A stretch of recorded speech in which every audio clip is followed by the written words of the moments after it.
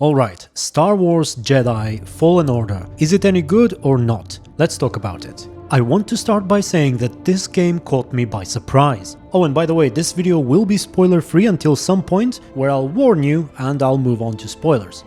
Anyway, as I was saying, this game caught me by surprise, because I did not expect the gameplay to be so heavily saturated with what I would call Tomb Raider elements.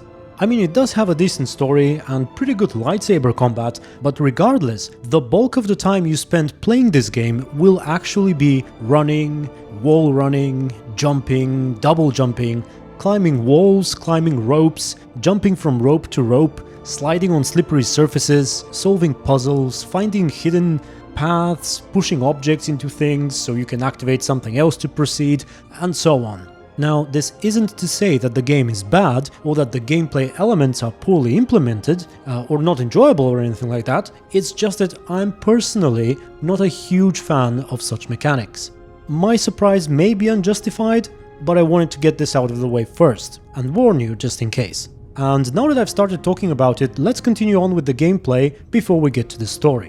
Where do we begin? The game looks great. They went for a little more stylized graphics if compared to Death Stranding, for example, which was the game I played immediately before this one.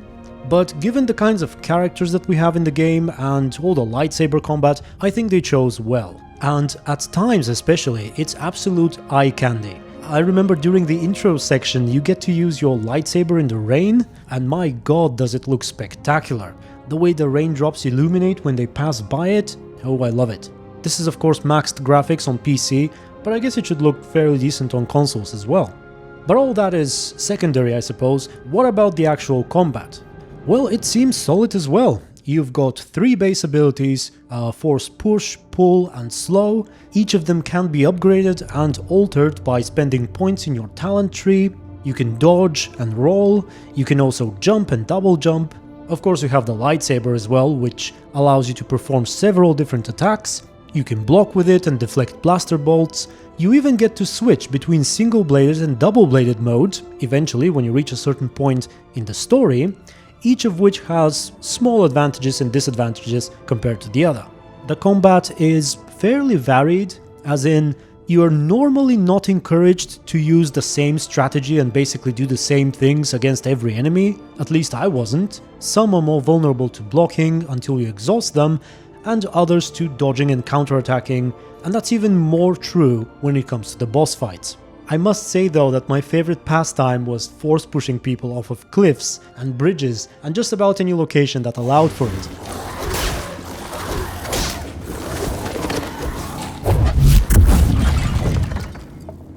This is especially effective against the stronger non-force user enemies. A couple of people have commented on some of my videos that the combat is a little too slow for them, which, I mean, I may be getting old, but to me it's perfectly fine. You can increase your difficulty if you think the reaction window for lightsaber blocking is too great, but the general speed never really seemed slow to me. Besides, I was never really a fan of the over-the-top kind of space ninja acrobatic lightsaber fighting, so there's that. I suppose that's the tiniest of spoilers, but oh well. At some point early on in the game, you get the opportunity to pilot an AT-AT, also known as an AT-AT, and I enjoyed that a lot, but sadly that was all there was. I kinda hoped there would be a little more sections like that, and a bit less Tomb Raider elements, but it's kind of the opposite really.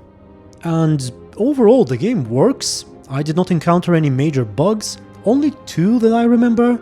At one point I got stuck and had to reload the last save, but it only happened once, and also during one of the minor boss fights, the boss kind of stopped doing anything and stood there until it took a few hits and then proceeded to work as normal. So overall I had a fairly smooth experience with the game, nothing too bad to write home about. So there we have it. I think that concludes the gameplay section. If you don't mind the Tomb Raider-esque elements, you'll probably love it. Now let's get into the story.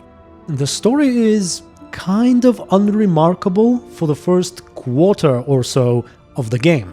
The whole playthrough took me about 20 hours to complete. The intro was good, which was the first 30 minutes or so, but the 3 or 4 hours that followed are in my opinion the weakest part of the game. I got all pumped up from the beginning, and then suddenly I'm thrown into a whole bunch of seemingly pointless exploration with little to no story except for some memories that you are able to sense and holo recordings of this Jedi Master who talks about an ancient civilization, all while I'm supposed to care about these hypothetical children who are under this hypothetical threat of the Empire. I wasn't terribly into it, and I really fear that the whole game is going to be like that. This is, however, until you encounter the second sister again. Oh yes, I know your name. And things really pick up from there. Based on the intro, I thought she's gonna be your generic bad guy basically, but she turns out to be a more interesting antagonist than that. She had some intriguing backstory and is more relevant to the actual plot than I was led to believe. On top of that, she has a very strong presence as a character. I loved the mixture of her looks, her voice acting, Outstanding. her body language, I guess, even her accent. Definitely one of the better female characters in Star Wars, especially in recent history.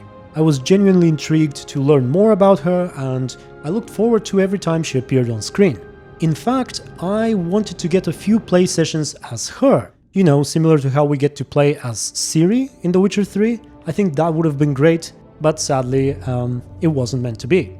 Now, as we start learning more about her, our own character as well as that of Ser start opening up and developing as well. And as I said, it gets better and better. The story has its high points and low points. In each of them we get to learn more and care more about our character as well as our crew, so not bad. And speaking of our crew, you do get another member later on who, despite not having that much screen time, has won me over as well. Oh, and I almost forgot to mention your droid, which is some of the best droid companions, I say, especially after the little reveal or twist towards the end. And I think I'll have to jump right into spoilers now, so if you want to avoid them, better close this video right now, and perhaps give it a like before you do that, if you enjoyed it so far. Back to the topic of the crew, I suppose. As I said, the more time I spent into the game, the more I grew to care about them. Ser started rather uninteresting, but then gradually grew on me. The game took its time to slowly reveal her story and her connection to Trilla, the second sister, and mostly I liked the fact that she had her flaws as well, and she did not act like the old wise mentor all the time, but instead she and the main character kind of switched places several times in terms of who's helping the other one deal with their problems, and I liked that. The pilot also developed a little more than just a comedy relief character. I liked how he had several moments where he sits by us while we wake up, so to speak, and each time you can tell that he's becoming more and more attached to what we're going through and to us. Also, I especially loved that scene where you all sit on the table and eat, but actually everyone has something else on their mind. It felt very natural, very grounded, and very relatable. Then suddenly Ser starts pouring her heart out, while Grease is nervously pouring his salt on the food. I thought it was great. And I generally liked the dialogues and banters between the crew. I wish more of them were in cutscene form simply because the cutscene had better audio quality. You know, the sound was a little too quiet out of cutscenes, and there was a little too much of a kind of a bad stereo effect where you're looking at one of the characters who speaks and then the other one responds from behind and you can barely hear him, or responds from the right and you only hear it from the right speaker. That was a little immersion breaking, but I appreciated it anyway. Also, the kind of dialogues and banters between the crew gave me a bit of a Mass Effect vibe, which I also liked. The Night Sister character was also intriguing, as I said, similar to Trilla. I thought she had a very strong presence in terms of looks, behavior, voice acting, accent, sense of humor if you will, and of course, probably most important of all, she had something to do during the culmination of the story, and didn't just join us because she looks cool or something. And I think it's a bit of a shame that we don't get a bit more game time with her, but oh well. I'm somewhat excited for a sequel of this game. If they manage to make one, I want to see the same characters going through more adventures. I think it might be good. And now, shall we talk about the ending? Well, Darth Vader shows up. I must admit it was somewhat unexpected, and I liked his involvement better than Rogue One. That one felt a bit more like fan service, I suppose. And I'm not necessarily against that, but I thought he fits better in Fallen Order. Also, in order to avoid copyright issues, I had to turn off the music during his appearance. And I must say that may have actually made the scene even better. It really felt a bit like a horror movie segment without the music and just his constant breathing as background. I love the fact that they didn't have him do any kind of over-the-top lightsaber shenanigans, and of course that everyone was too weak to stand against him. I know that some people disliked what Cere did in the end, claiming that perhaps she was too strong. I personally didn't mind it. I mean, Vader held the weight of the freaking ocean with his force field. Force field? So Cere holding his lightsaber for a moment was okay, I think. As for her being extra strong when using the dark side, I mean, I don't know what to say about it. I was fine with it. I'm not really sure how the Force works really. It's been portrayed in many ways in different media, so most of the time I'm just going with it, you know? From this game I got the feeling that the dark side is perhaps referred more as the act of allowing the power that you wield to control you and kind of sacrifice your sanity in favor of it, if that makes any sense. And the light side is when you're using the Force in more of a orderly matter, if you will, while maintaining your composure and not going berserk and all that. I don't know, I never liked using too much logic when it comes to lightsaber combat and Force powers, because usually it doesn't end up well.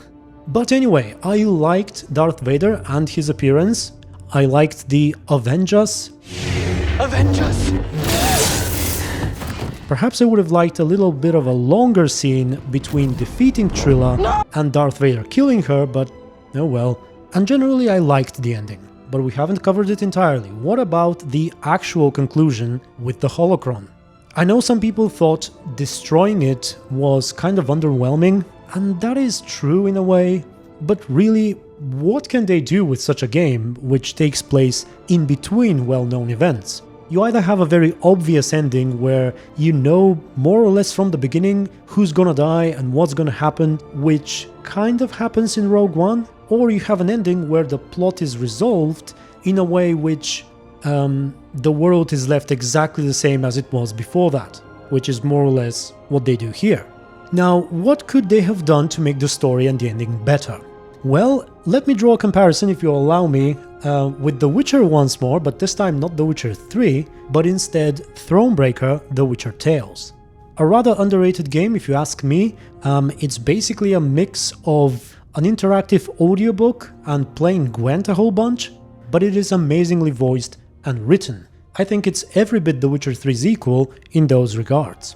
Anyway, Thronebreaker, similar to Fallen Order and Rogue One, also covers events that happen in between well-known parts of The Witcher's story. In addition, some of the events that happen in the middle of the game are also covered by the books. So the game has to start after a known event, conform to known events in the middle, and then end before other known events. What it does to make things interesting is, of course, it has plenty of interesting choices and consequences. And when I say consequences, I'm obviously not referring to the major outcome of the game, because it's always roughly the same, Queen Meve always wins in the end, but the choices affect things like how she is remembered. Does her son live or die? And if he lives, what happens to him? Does she end up alone, or in a romance with Reynard? Does Gascon live or die? And so on and so forth. Imagine something similar in Fallen Order. You get choices to make that will affect your relationships with the crew, perhaps with Trilla as well. Maybe some of the characters like Cere and Merrin can live or die based on that. Such things would have made this game great, I think. Absolutely. Especially in addition to what I initially suggested, namely the ability to play as Trilla from time to time. But even as it is, I enjoyed the game more than I thought. I must admit I walked into it with fairly low expectations. I thought it would be something similar to the Star Wars Battlefront campaign, but it rose above that. I can't end this video without referring to a very popular complaint, and that is Cere's eyes. Yes, they do look unsettling.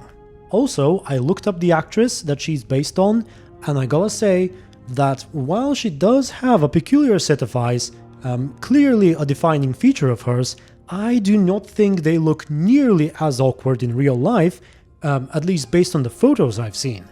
Alright, and with that, I think we're done. Thank you very much for watching. Don't forget to let me know what you thought of this video and the game in general. Special thanks to my supporters on Patreon and my YouTube members. And until the next video, stay tuned and be good. Wait a minute. Now, hold on. Now, what is this going to require? A sacrifice. One of your arms will do nicely. Wait, what? Don't be so serious. Join me up front.